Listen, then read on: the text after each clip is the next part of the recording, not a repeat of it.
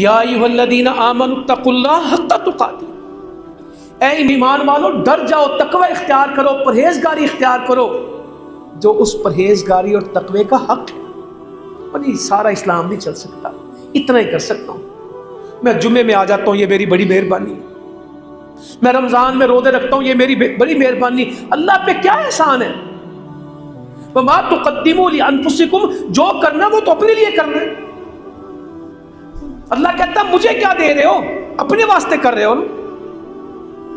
اللہ پہ احسان نہ چڑھاؤ جی میں فجر جماعت نہ پڑھی، ٹھنڈ بڑی سی لاہور سے ٹھنڈی سی۔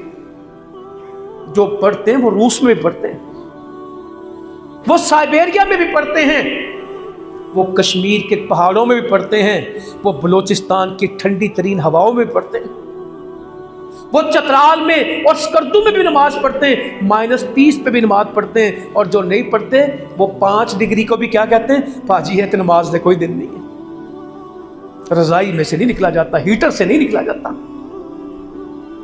جو کہتا ہے یہ موسم بہت کمزور ہے، بہت تھوڑے ہیں، قیامت بہت سخت ہے، اس نے جہنم پری ہے۔ کیا فرمایا نبی صلی اللہ علیہ وسلم نے؟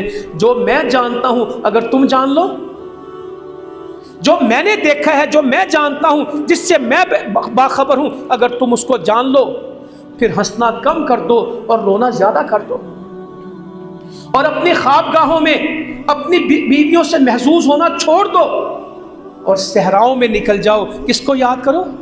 اللہ کو یاد کرو۔ اگر تمہیں وہ پتہ لگ جائے جو مجھے پتہ ہے۔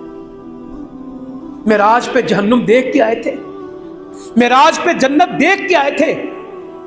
اللہ تعالیٰ نے سب چیزوں سے آگاہ کر دیا تھا، کہا جو میں جانتا ہوں اگر تم جان لو تمہاری زندگی بدل جائے۔